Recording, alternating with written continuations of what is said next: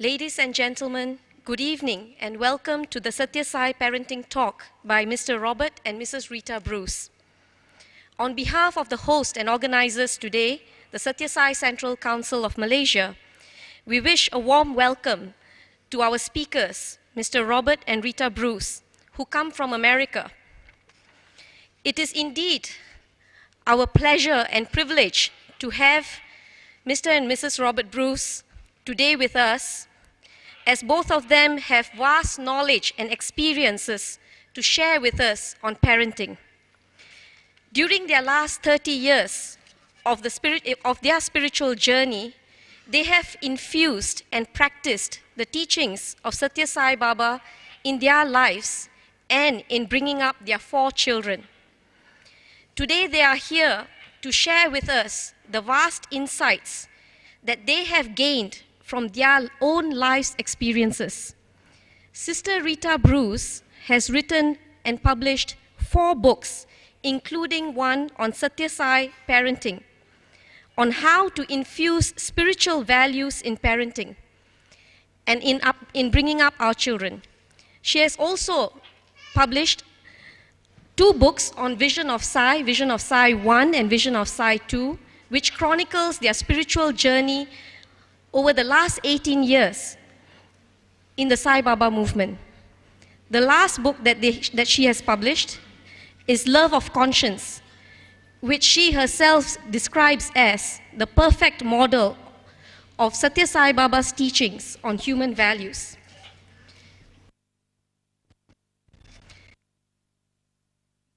The parenting book that Sister Rita Bruce has written has in fact now been translated into 5 different languages around the world. I invite now Brother Robert Bruce and Sister Rita Bruce to come up on stage to commence this talk. Ladies and gentlemen, please give them a warm round of applause.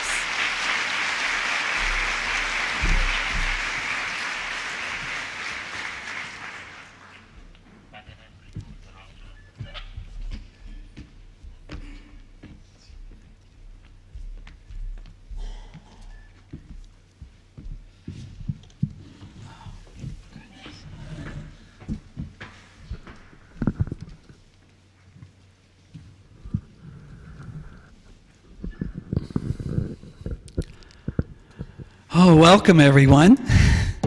Well,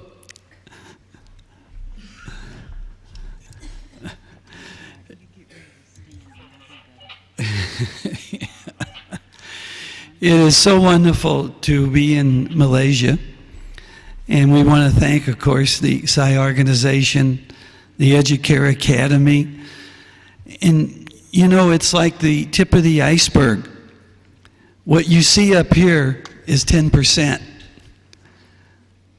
The work that you all did is 90%. So let's give the people that worked hard to make this so wonderful a big hand, please.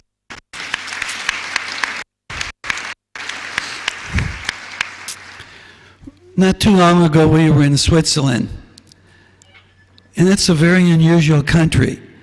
All the material for the workshop, like we had today, was translated into 4 languages: French, German, Italian, and English. At least we just did it in 1 language here.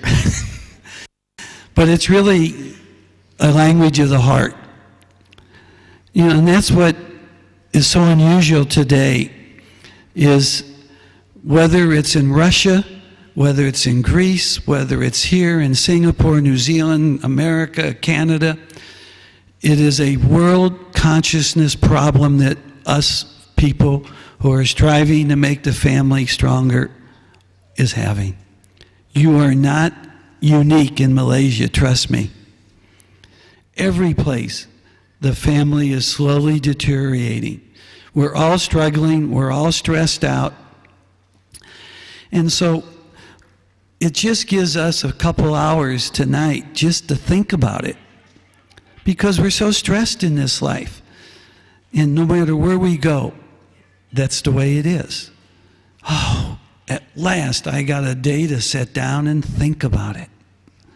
And what is so unbelievable, your key issues and concerns You have all the answers inside of you.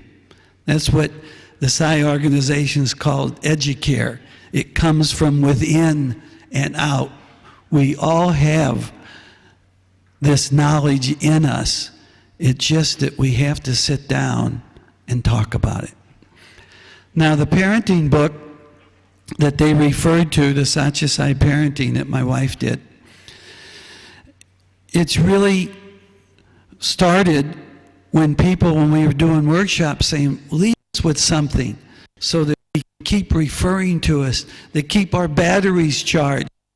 We have these trials, tribulations with my 8-year-old, all of a sudden is 12 years old or 14 years old. Things are different with an 8-year-old and a 14-year-old. I got to keep reviewing and keep my inspiration going. And she was inspired from every place we went to write this. And she'll get into that more. And there's certain things in here that is very unusual. There's a lot of scientific knowledge. Sai Baba gave her information from his teachings,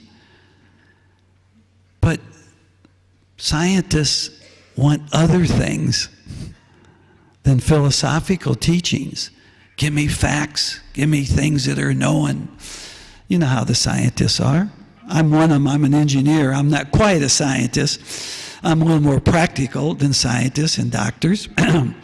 But it goes into what science has proven with early child development, why 0 to 5 is so critical today, why preschool is so critical.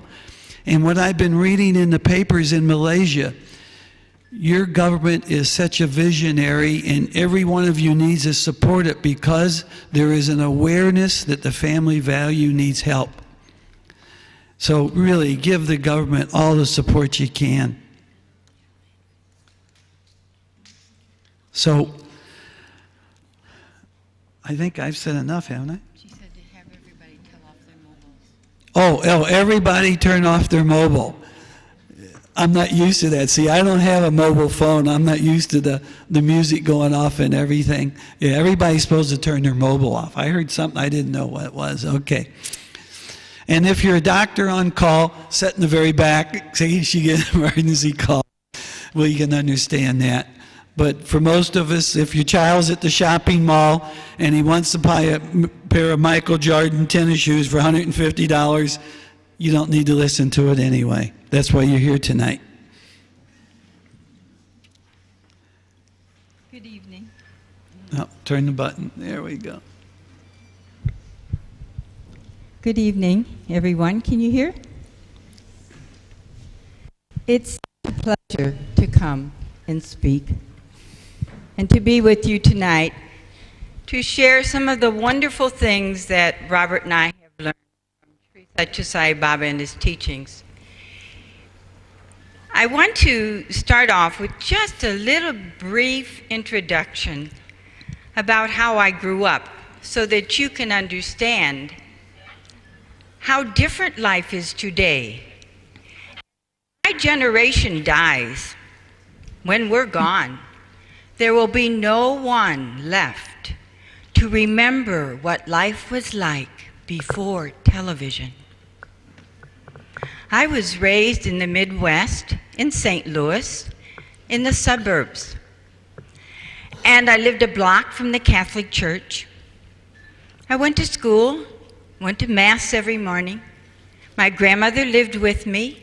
Her sister lived with us. There were 3 children, my mother, my father. All of my uncles and aunts and cousins lived within walking distance. All of my friends that I played with were my parents' friends. They went to school, most of them together, and married each other. So it was a very tight, closed community. The extended family existed. I didn't know I didn't have a lot of money. All of our houses looked the same. We all played the same games in the schoolyard. And the most exciting thing we ever did was on a hot summer night, my dad would put us in the car and drive us further out in the country to catch a cool breeze. And if we were lucky, we could stop for an ice cream on the way home. And when there was a movie that was appropriate, it cost 10 cents. And we would walk to the movie theater and back, and it was safe. Sound familiar to some of you? The lifestyle sound familiar? We were the first generation to raise children with television. And when I started raising my children, I was doing everything my mother and father had done, but it was not working. And I never understood why. So within these last 50 years, Robert and I have been married 49 years. I have seen 5 generations, my grandmother, my mother's, my own, my children, and my grandchildren. I have a 27-year-old granddaughter, 6 grandchildren. So I have seen a great deal in this life, and I have experienced a great deal. And my whole thrust in life with the teachings of Sai Baba was to find out how to give love, pure love, selfless love, to my spouse and to me and to my children. Because if we do not love ourselves, we cannot give it to anyone else. From the time a baby is born, it starts like this. There's nothing written in the subconscious. I want you to view this human condition in a new way. I want you to look at our human being bodies as the most sophisticated video camera that ever existed. This is a communication center. Everything I see, everything I hear, everything I speak, everything I touch, the whole nervous system picks up what's in the environment. So it's two-way. What we do from the time we are born is we are bringing data in and giving it out. And what we are bringing in goes on a tape in the subconscious. It's like a videotape. Only the movies and videos can cut out the bad parts and get rid of them. How do you cut out the hurt and the bad parts that go on the tape of our subconscious through our everyday life? Many times we don't even know what's on the tape of our children. So it is so important that we watch our thoughts, words, and deeds. This is nothing but a communication center. Think about it. That's all we're doing. Right now, all you're doing is watching and listening to me. You might be feeling the presence of others, but you're bringing in everything in the environment for us to learn, only for the purpose of us learning. Now, when a baby's born, it starts like this. After a while, it starts getting to look like this. There's some dark spots on that subconscious. There's some hurtful things or negative things that have happened. And a lot of times, by the time they become teenagers, it looks like this. Now let me ask you an important question. If I threw black ink on this, would you see it? No. And that's what's happening. There was an interview done on TV in America some years back. They were interviewing movie producers. And they said, why do you have such vulgar language in your movies? Why do you have so much horrible stuff? And they said it's the only way they can get the attention of the youth. The young people have seen so much horror, so much violence, have heard so much rap music and violent music. They've seen so much that when I have a grandson who's 17, he says to me, "Oh, Grandma, there's nothing wrong with those videos or that film. It scares me to death. I mean, I cried like crazy over Bambi when he died." But you see, they've seen so much from little on up. There's screens like this. They don't know the difference. And yet, this macho kid who says, "I'm not afraid," is filled with fear inside.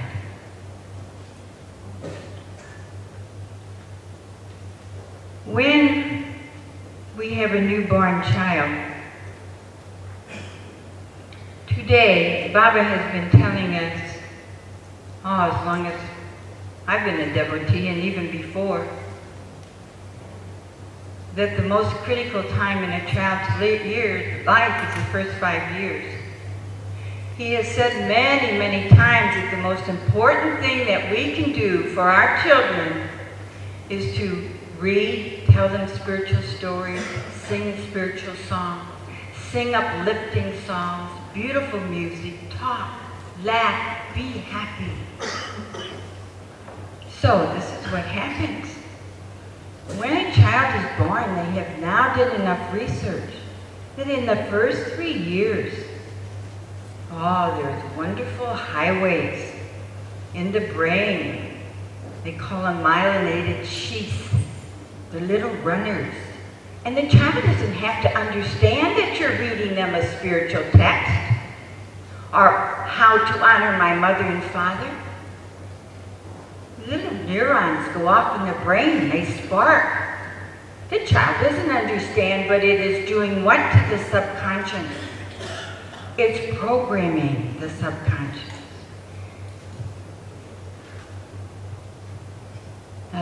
This was from the President of Education Commission of the United States.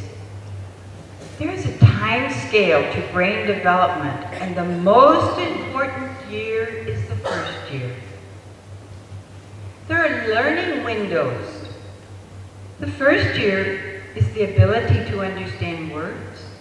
The second year, a child's vocabulary will be determined by how many words he hears. Third year, ability to think, learn, or not learn is developed. The more you speak to your children, the larger the vocabulary. It's all programming the computer. It's programming this child. They claim that their self-esteem is also set in these early years. Now, how can that be possible? Very easy. When a baby is born, the first language that baby speaks is emotion. Peace dwells within. That's emotion, peace. What a baby feels, that's all they can do is feel when they're born. They cry when they let you know that there's something wrong. They laugh when they're happy. So what they want from you is for you to sing to them, to talk to them. And they call it parentese when you say, "Oh, sweetheart, you're so beautiful." You know how we all talk to babies? And they say it makes no difference what language. We all have the same rhythm. And that rhythm, the babies understand. Isn't that interesting? It's the love. Love that's coming through the emotion. Now let me give you 2 examples. The mother brings home a new baby. And the baby wakes up at 3 o'clock in the morning to be fed.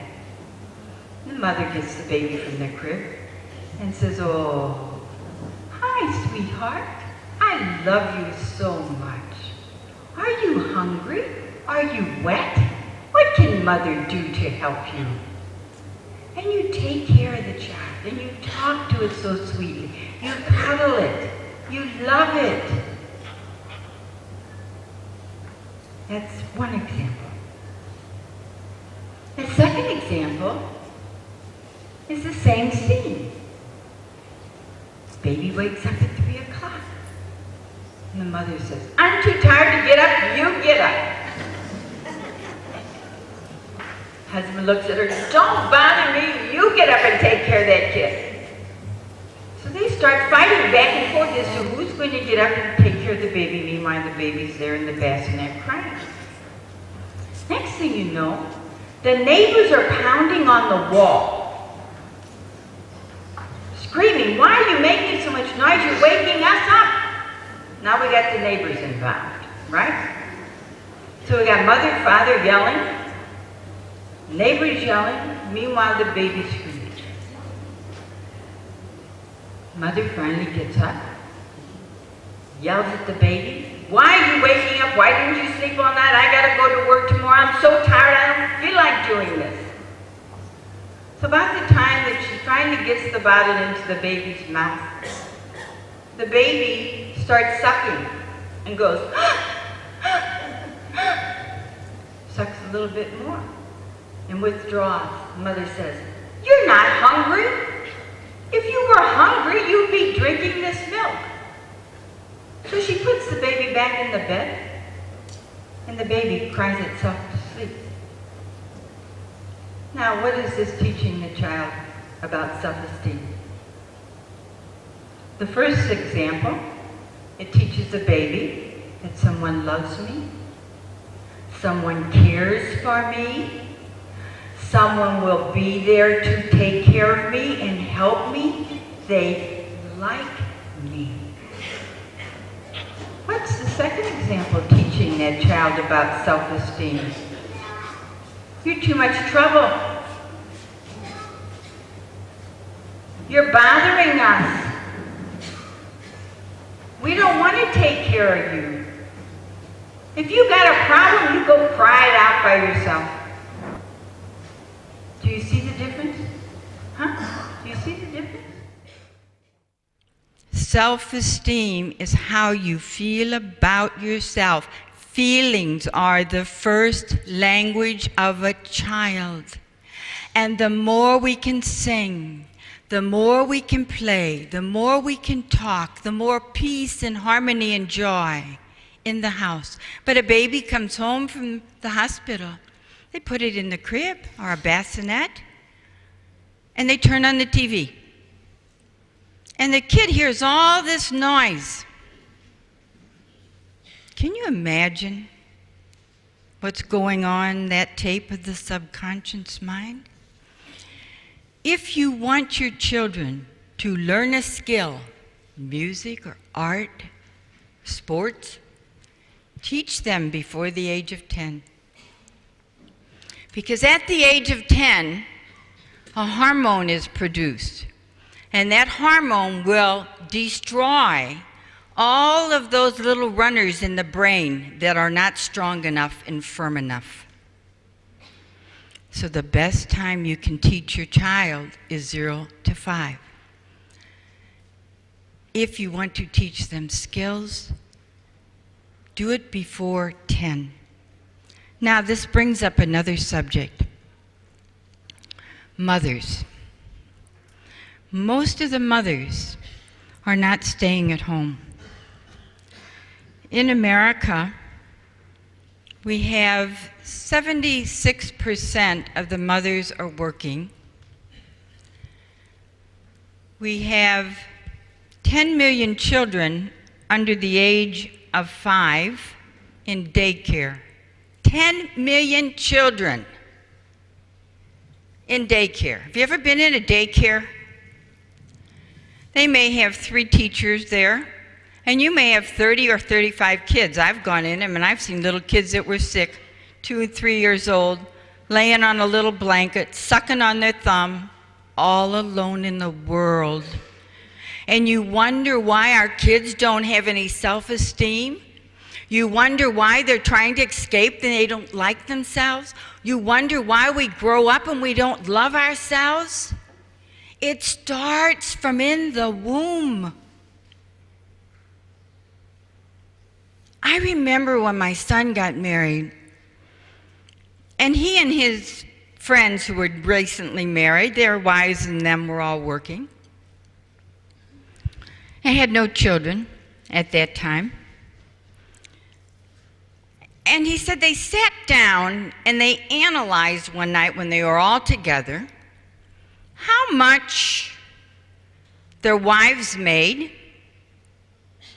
and then they deducted what it cost for 2 cars, for clothing, for more gasoline, for daycare, for lunches out. And by the time they got done, it was scratched. What the wife was earning in income was just about eaten up because of fast food. You're not home to stay at home and cook. And because of all these additional expenses. We think many times we can't afford to stay home. But if you realize that this child is your primary responsibility, there's no job in the world that is important as molding the character of another person. None. Look how long he worked. Do you think they remembered him after he was gone for 2 months? Are you kidding? Probably after 2 weeks they didn't know what he did. But the work that I did will live after me for 100 years. The mother is the primary caretaker in the house. We have the nature and the ability to take care of children and to sacrifice. Mothers and fathers and those that are not married, think seriously before you have children. If you get educated and want a big career, then stay with a career. Don't have children. Because if we don't stay home from 0 to 5, this child is going to be lost.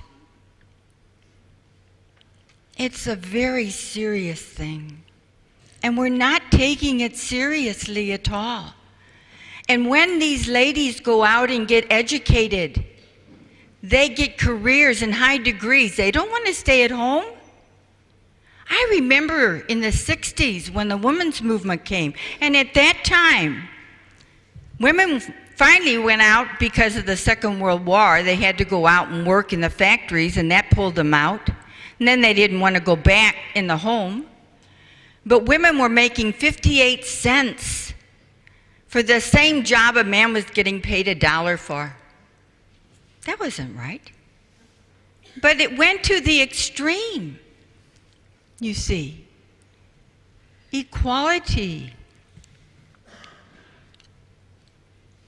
Yes, with jobs, there should be equal pay for equal opportunities. But concerning men and women, we are not equal. We're completely different. And we have different roles in society. God created us in this manner. I cannot say enough. I remember when I was young, and I had 2 or 3 kids, I would have my friends call me and say, Rita, why are you staying at home wasting your time? Why aren't you out working? I see this in the newspaper. There was a newspaper article, we just came back from India, and in the Indian Times, I think it was the Indian Times or the Hindu Times, they had interviewed women, career women. And this very famous career woman who had such a great profession, she says that sons respect mothers of professional women far more than they respect a mother that stays at home and just takes care of kids in the kitchen.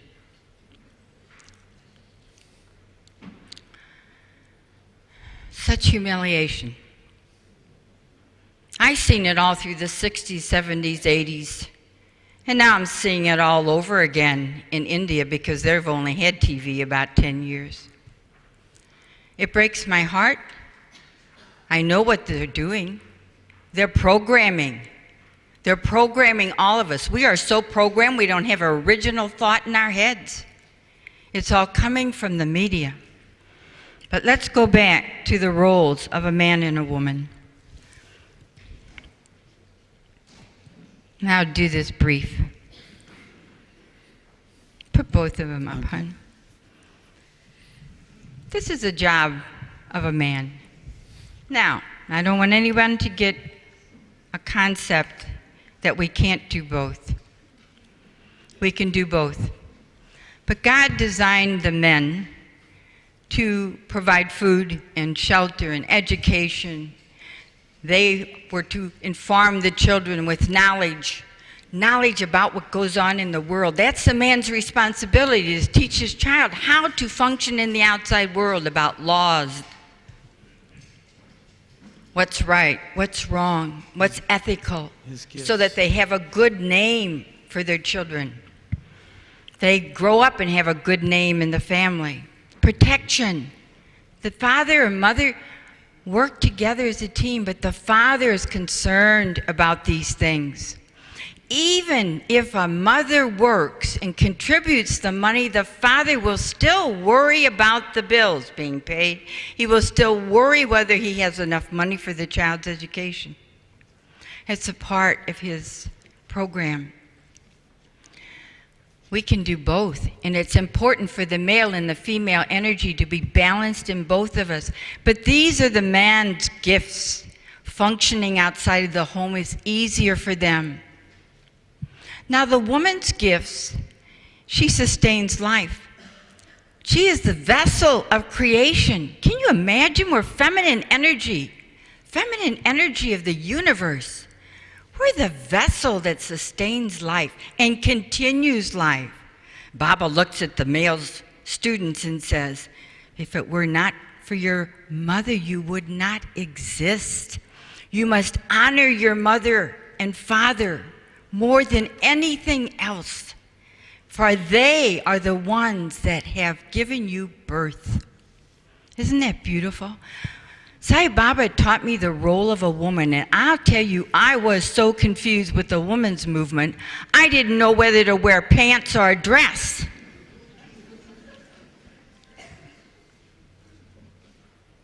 It was very confusing times, and many other countries are having the same confusion today. A woman is a caregiver. She naturally has devotion. I used to go to the Catholic Church and I'd sit there in church and I'd think, how come all the pews are filled with women? Where are the men? Sai Baba says we have a natural ability, and it is a woman's job to bring her husband and her children to God. Now, sacrifice. Oh, Sai Baba teaches that a woman will sacrifice her very life for her child.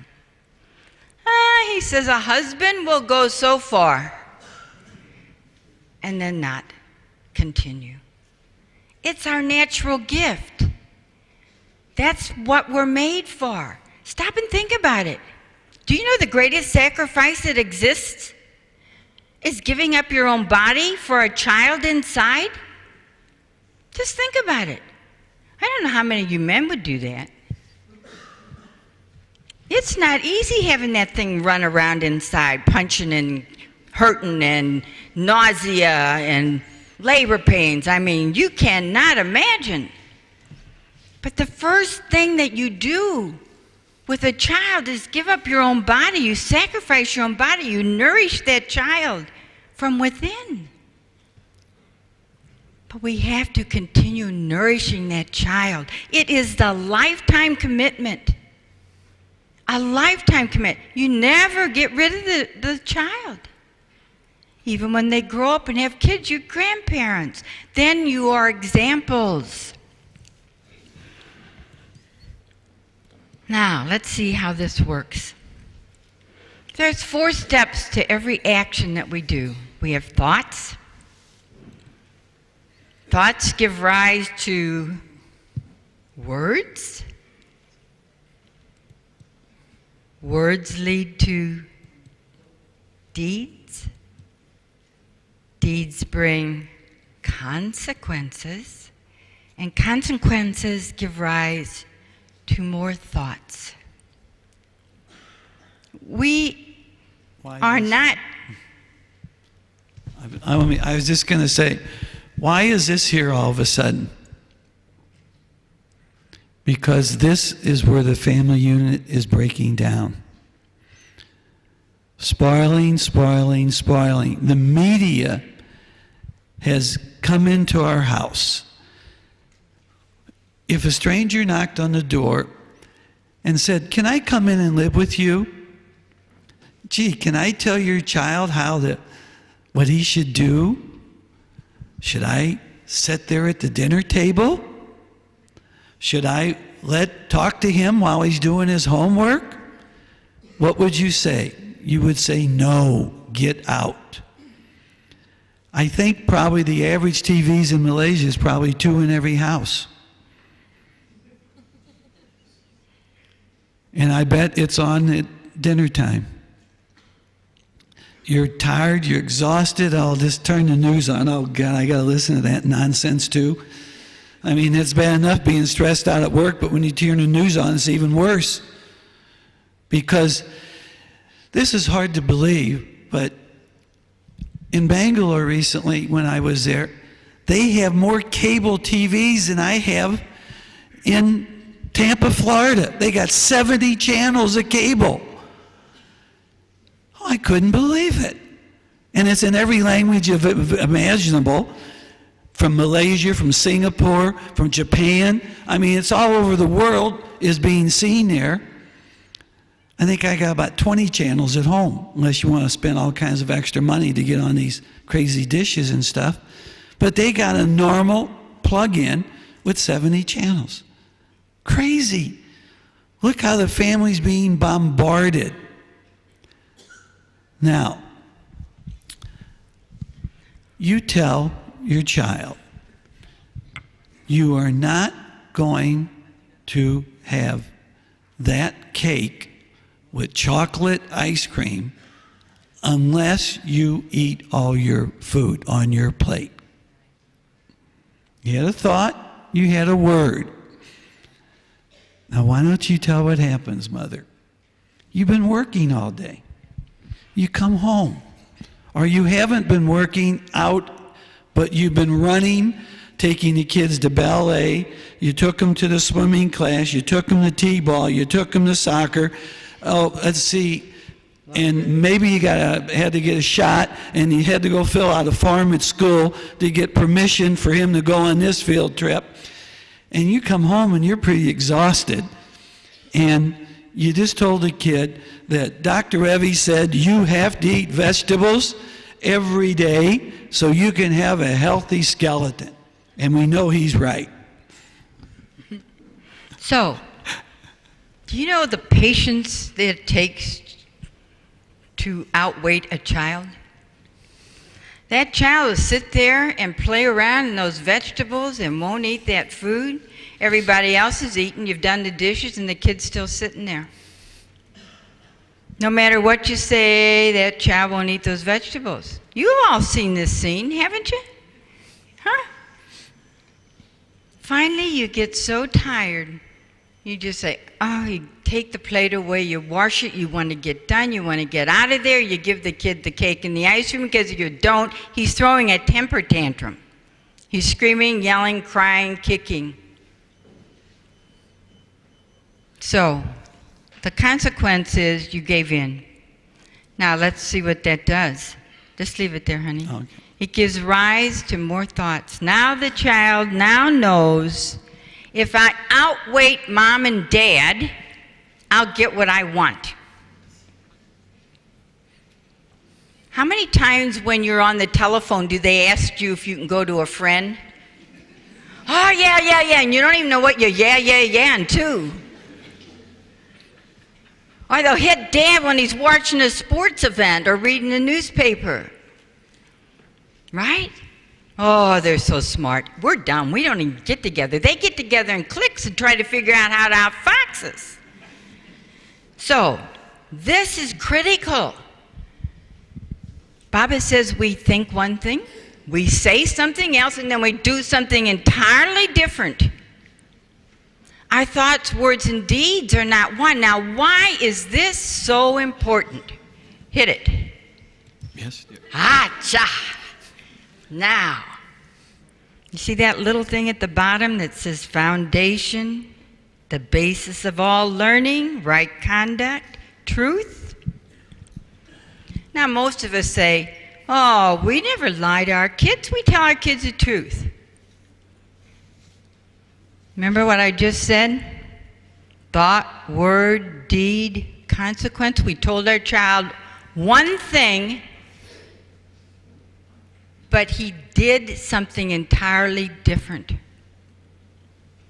That's not truth. That's sending the wrong message to the kid. They can't trust what mother and dad says. When you make a house rule, when you finally decide that you want something to be done, even if it's only one thing, make sure you're consistent. I had a terrible time being consistent. We would tell the kid one time and follow through, and another time we would tell them and we wouldn't follow through. So it sends mixed messages to the children and what they're learning. Is it what mom and dad think and say they don't do? We have to be aware of the consequences. Okay, honey. Now, I want to connect this real fast for you. There's 4 steps to an action. Thought, word, deed, and consequence. Thought is our knowledge. The word is the decision. I will do. That's the word that we heard started creation. That is the sound that we heard started creation. The decision. The deed is the performance of the act, and the consequence is the result. So for everything we do, there's thought, there's a decision, there's an action, and there's a result. The intellect is where we think. That's where thought exists. Discrimination is where the decision-making process is. We learn through what we do, whether it's right or whether it's wrong. That's the rational, the reasoning aspect of man. Emotion is our motivation for movement. E-motion. Emotion. Why do you think they spend so much money bringing in motivational speakers when you're in sales? To motivate you to move, right? Movement is what moves us to perform. And if you stop and analyze your behavior, you will find that what stops you from doing something is you don't feel like doing it. Emotion. I am walking by an ice cream counter, and I love ice cream. I'm thinking, oh, that ice cream. And then I hear inside, ice cream, all these facts about ice cream. It's high in fat. I have a cholesterol problem.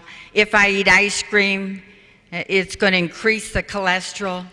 I come into my decision-making process, my discriminating part, and it says, no, don't eat the ice cream, based upon facts. Oh, but it's going to taste so good. I feel like eating ice cream, so I'll go get the ice cream cone and eat it. It's our feelings that stop us from doing what we know is right to do. We just don't feel like doing it. How does that connect with the human values program that Sai Baba has? Put it back to where it was. Oh, oops. We need help. We did it again. There it is. You got it? Yeah. Ah, hey. The job of the intellect is to seek truth. The job of discrimination is to seek right conduct. The job of emotion is to seek peace, and when thought, word, and deed is one, there's peace inside. The job of the physical body of man is to seek nonviolence, because the physical body of man has suffered and enjoyed the consequences of all of man's acts. Nonviolence of the physical and nonviolence of our planet. Okay, honey, go on. That gives you an idea of the Harmony House. If I took out the walls of this house, if we took these walls out, what would happen? Would it collapse? Huh? Would it fall down? That's what's happened to our families. We've taken out the discipline, the boundaries, the rules, and the limits. And that's how come we have a lot of difficulty, because the disciplining for the children has gone astray. Before I get to that, where's my friend, Mr. Reddy? There he is. What time do we finish? 9:15? Okay. All right, I got to keep on time. So, television. Oy, Robert started talking about that.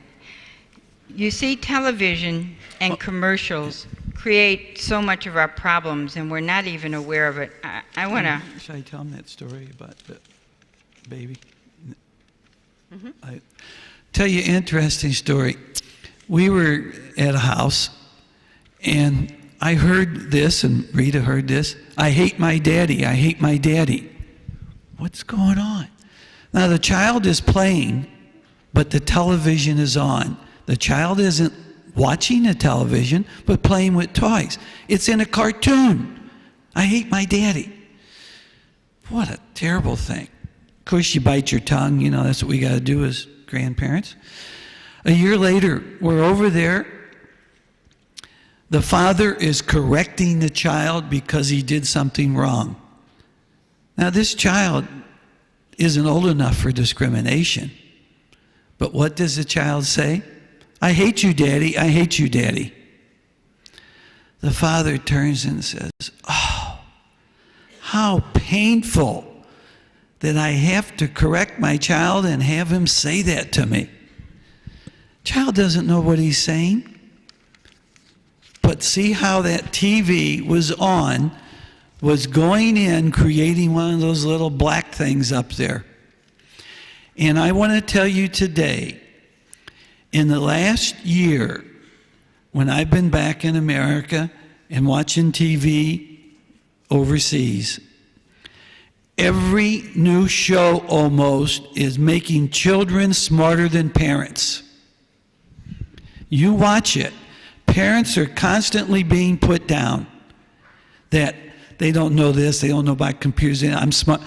And the amazing thing is, the #1 cartoon movie was Finding Nemo or something like that, the fish movie.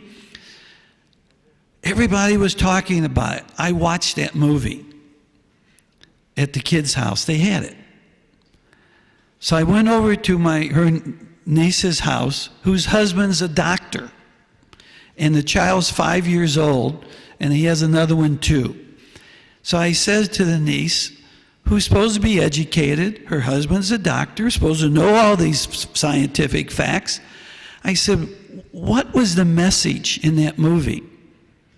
I don't know, the child enjoyed it. The message was, my father isn't secure enough. He has fear in him that I can't go to my goal and succeed. I am constantly telling my father, I can do it, Father. Why are you afraid? Now, what message is that sending to children? And I looked at her and said that. And she looked back and said, I never thought of it. Do you see how we have to, quote, not only end the day with patience, but take time to analyze this media influence that we've allowed this stranger into our house. We were talking with some young adults in a workshop one day. They said, Auntie, Uncle, all you worried about was television. You do not know what's on the internet. When we was in New Zealand at a Sai conference, the president got up and said, please everyone pray. A young adult has locked himself in the room. He's going to commit suicide at home. On the internet, now this was about 10 years ago, some old nut was getting groups of kids in a chat room that if they all killed themselves at the same time, something wonderful was happening. And the parents rushed home. The young adult leaders rushed home. They saved his life. That Tuesday at a public meeting, the president got up and told all these parents what happened. Be careful. Never put the TV in a room by the child by himself. Make sure you can monitor what's going on. But can you believe we never had to deal with that? I mean, why are you having difficulties today? Just why? It's just heightening our awareness. That's why we're all sitting here today. It's just so scary sometimes. From the moment television made its appearance, it has corrupted the minds of men. That's what Sai Baba taught me. From the moment television made its appearance, it has corrupted the minds of men. Now, if that isn't powerful, when you just stop and think about it, we are so programmed, you just cannot imagine. 66% of all homes in America have 3 TVs today. Television is on an average of 7 hours every day. A child by the time they're 18 has watched more TV than attending school. Now they have done research, and all this research is in my book. They have done research and they find today that the actual viewing of the TV is worse than the content. Can you imagine being worse than the content? A child from 0 to 3 should be thinking, walking, and talking. Sits in front of the TV, stares and glares. And all these images and sound is going into the emotional brain, the right hemisphere. And there's no left hemisphere to analyze what's going on. How would you like to see some of the horrible stuff that you see on TV and you don't have a thinking brain? All you're working with is a feeling. And I could stand here and give you lots of data and information, but you can go on any website and find out the effects of just watching TV. But what I want to say, getting back to thought, word, and deed, is one of the things that impressed me more than anything else. Oh, open that book there to that card. I want to, did we take the card out of there? Oh, no. Postcard? Here. What's this? Here. Okay, honey, just a minute. Children sit and play around a TV. And they find that bringing this information, they're listening to people's emotions, they're listening to people crying, but they don't have to do anything. They're watching people, let's say you're all sitting there in your living room, in your lounge chair, you're drinking your cup of tea or your cup of coffee, or eating a bag of popcorn, and you see someplace way off that the people are starving to death and they're having a terrible tragedy, but you're comfortable. You watch it, but you don't have to take any action. You don't have to do anything. So what they say is watching TV is creating within us this apathy that we hear people crying, we hear people talking, the children are, but they don't have to listen, nor do they have to do anything.